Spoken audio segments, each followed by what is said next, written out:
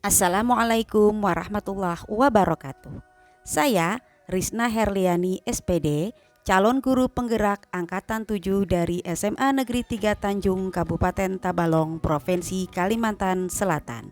Ingin memaparkan modul 1.1 koneksi antar materi, kesimpulan dan refleksi pemikiran Ki Hajar Dewantara. Menurut Ki Hajar Dewantara, pembelajaran dan pendidikan adalah dua hal yang berbeda.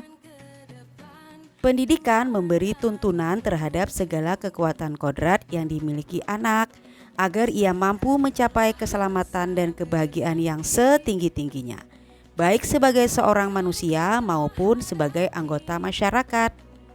Pengajaran adalah proses pendidikan dalam memberi ilmu untuk kecakapan hidup anak secara lahir maupun batin. Pendidikan dan pengajaran merupakan usaha persiapan dan persediaan untuk segala kepentingan hidup manusia, baik dalam hidup bermasyarakat maupun hidup berbudaya dalam arti yang seluas-luasnya. Apa yang saya percaya tentang murid dan pembelajaran di kelas sebelum saya mempelajari modul 1.1, saya biasanya hanya mentransfer materi pelajaran. Kemudian saya fokus terhadap tuntunan kompetensi kurikulum. Jika target kurikulum telah selesai, maka saya anggap pembelajaran telah berhasil. Kemudian saya beranggapan murid itu hanya sebagai subjek, bukan objek. Tidak pernah memperhatikan apakah murid saya benar-benar sudah memahami materi yang saya ajarkan. Kemudian saya hanya meminta siswa untuk mengikuti pelajaran saya. Terus saya mengeluh ketika murid banyak tidak mencapai target KKM yang sudah ditentukan. Apa yang berubah dari pemikiran atau perilaku saya setelah mempelajari modul ini?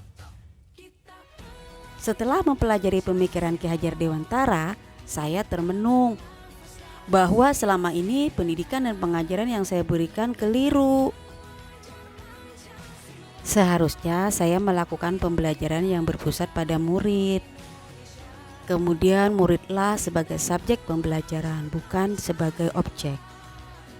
Kemudian pendidik itu sebagai fasilitator dan motivator pembelajaran bagi murid dengan segala ketulusan hati, memperhatikan kodrat alam dan kodrat zaman murid.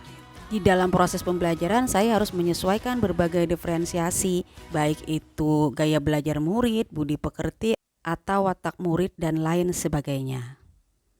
Apa yang dapat segera saya terapkan lebih baik agar kelas saya mencerminkan pemikiran Ki Hajar Dewantara?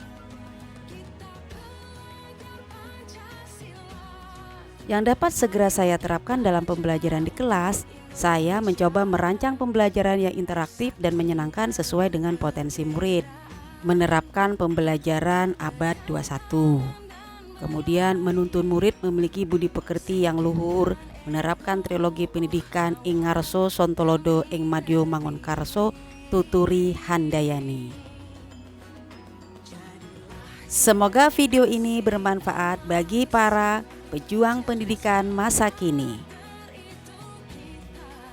Salam dan bahagia Bapak Ibu Guru Penggerak. Wassalamualaikum warahmatullahi wabarakatuh.